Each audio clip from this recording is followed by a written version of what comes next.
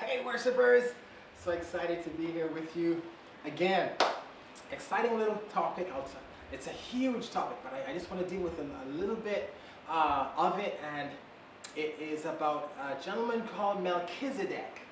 Very important character who we first meet in Genesis chapter 14, and we are told in Hebrews chapter 7 and 8 that he has no genealogy. There is no parenting, no parents that we can point to, and he lives forever. And it is said that he is as the Son of God. So many people think that Melchizedek was the Son of God, but he couldn't have been because of Psalm 110 verse 4. But let's just lead up to that. Let's just start. Genesis 14, Abraham.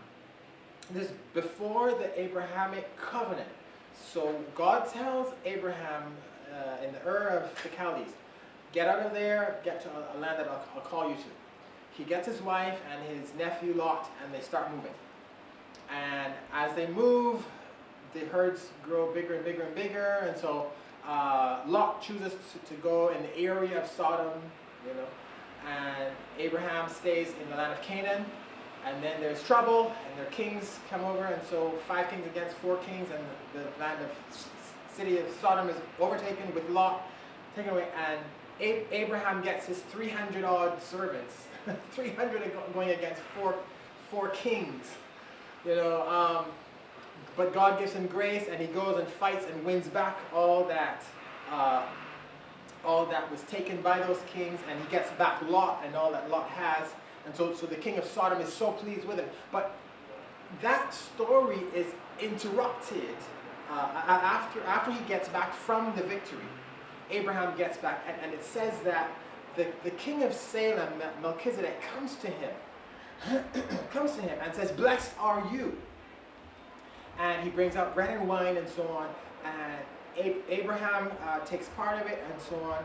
And then Abraham gives him a tithe. Now, Melchizedek, taken from 2 Hebrew words, Malchi meaning king, and Sedek righteousness. So the king of righteousness, and that is a very important term that's going to be revisited later on. But out of nowhere, Melchizedek, who the word tells us is priest of God Most High. That term doesn't apply to anybody else in the Old Testament. Predating Levi and the Aaronic line of priests. Okay, so this is before Levi, before Moses, before Aaron and the priesthood and the Aaronic priesthood. Before that comes this chap called Melchizedek, who it says is priest of God Most High. And that's all we're told of him. And then the Old Testament rolls on, and then we get to Psalm 110, where verse 4 makes it very clear that the Lord swore to his Lord, you are a priest forever after the order of Melchizedek. So now we're seeing that Melchizedek is not just a priest of Most High that Abraham paid tithes to, but he's coming back up in Psalms now as one who is head of an order of priests. Now, there are different denominations with orders of priesthood. The Catholic is one such, where there are different orders of priesthood. So what God is speaking to here is a priesthood that precedes the Aaronic priesthood. And then from Hebrews, we also learn that it is an everlasting priesthood because the Lord who swore to his Lord and says, you are forever a priest, that was Jesus. And so Jesus is the priest after the order of Melchizedek.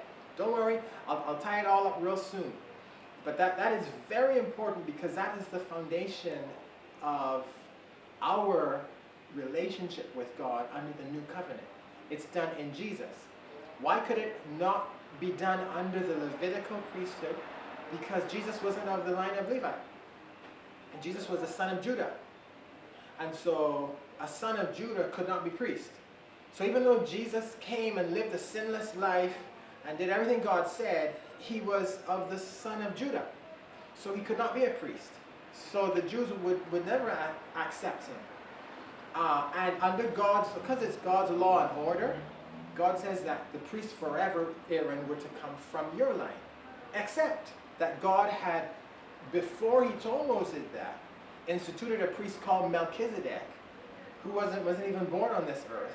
God had him formed as an angel or something. And this Melchizedek had another order.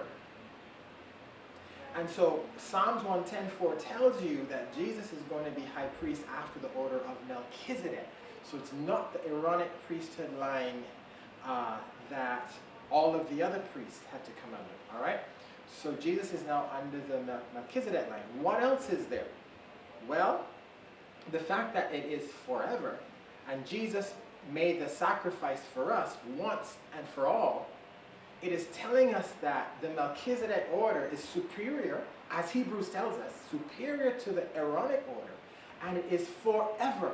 So from the time Jesus died and rose again and the second covenant was instituted, we are now under the Melchizedek order. Okay, worshipers, what does that have to do with us? Well, an incident happened when David said, we're going to bring the Ark of the Covenant and restart our true worship because we want to seek God at the Ark of the Covenant, which is where God spoke to. This was the most important piece of furniture in the whole tabernacle worship setup. This was to go in the inner court, the Holy of Holies, that the priest went once a year or however many few times, and God spoke to them from this ark, which was a chest, a gold-covered wooden chest, and it had two cherubs facing each other.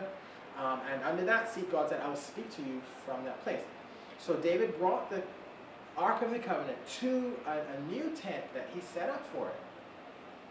Now we see that some very important things are associated with that. First of all, David was bringing the Ark of the Covenant back to the city, and he was wearing a linen ephod. Now the linen ephod was a garment that only the priests were supposed to wear. David was wearing a linen ephod, and God didn't strike him down. Another thing that happened, a group of men from the village where the Ark of the Covenant was kept before David brought it in, looked in the Ark, and God struck them. All right, and the whole, they were struck dead. All right, so the point is God was very specific about what was to happen with this Ark of the Covenant. Then when they were transporting it, Uzzah reached out his hand and touched it, which you were not supposed to do. Even if it was falling, you were not supposed to touch it. It was not supposed to be transported on a cart. Uzzah touched it, God struck him dead. So we have people have died, Uzzah has died, the ark is being brought in, and it's not taken to its rightful place, which is the tabernacle of Moses at Gibeon. David didn't do that. That's one. Two, David wore this linen ephod, which was to be for the priest. And now David sets up this other tent, this other tabernacle with its own constitution, meaning its own way of operating with the musicians and so on, that were not articulated by the Lord as was the tabernacle of Moses at Gibeon. So he was doing something that we don't know the basis for it. God didn't tell him to do it. It's not written in the word. How come God didn't strike him dead? As he did the men who peeped in there, all they wanted to do was see what's inside. And Uzzah was trying to stop it falling in the mud. How come when David makes these monumental shifts from what was specifically legislated to happen with this ark, how come David survives? So the Psalm 110, which was written by David, we aren't exactly sure when it was written, but because it speaks to this new order, this Melchizedek order, because the reason why the young men died was under the Aaronic order, only the priests were to carry that ark on their shoulders. There were long poles on the side of the chest, and only the priests were supposed to carry it. Okay, it was being carried in the wrong way. Only the priests or Levites were supposed to be touching the ark if it needed to be shifted. Uzzah was none of them, and so he got struck down also. So we have here before us the fact that when the Aaronic orders were not carried out, all right, God struck harshly, okay? But the fact that David was not struck down, that God didn't say anything when he brought the ark to the new tent which he set up for it, although, and again, if God was not in favor of it, like he sent Nathan the prophet to him to tell him, you are not to build me a temple, your son will build me, you know. God could have given him instructions. Listen, David, you have put it in the wrong place. Get it over, please, Gibeon, before I have to judge you. Yes, you're blessed. Yes, you're a man after my heart, but don't let me have to judge you so early in your reign. Get it back to its rightful place. God could have told him that. But the fact that Psalm 110, written by David, confirms that there is another priesthood of a higher order than Aaron's. And we know that David at some point understood that the Messiah was to come through his line. So although he was of the tribe of Judah, he started to understand, but there's a high priest coming for me that's going to be even greater than the priestly order which we have now under Aaron. We are believing that David understood what we're saying about the king of righteousness, Melchizedek. And so because of that, he functioned under that order.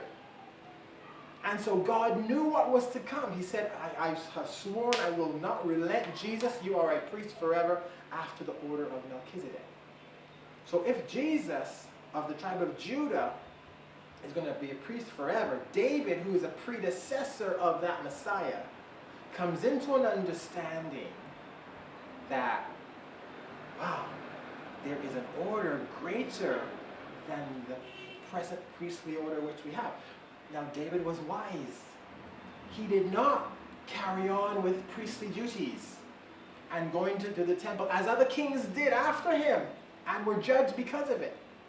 David was wise. He always saw the priestly priest go and tell me, God, should I go up and fight this battle or should I not? And he wanted a priest with him all the time because the priest could consult with the ephod and with the umim and the thurim, the stones that would change colors, and he could know exactly what God is saying. David didn't assume or presume that the Spirit of God would entirely change to the Melchizedek order and then David could be priest and king. Although that's a phrase which we may touch on if we have time, priest and king.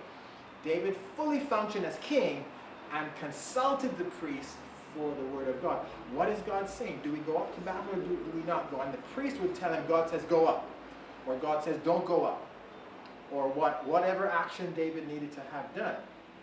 But when he was bringing the ark into the city, it is clear that he had an understanding of an order of priesthood that was different to the Levitical. And even though David himself says in 1 Chronicles 15 that the Levites are to carry the ark of God because God has given them that role forever, even though he said that, he clearly understood by wearing the very ephod and by having this new tent set up, he clearly understood that there was another order that God was going to be ushering in. Why is this even important to us?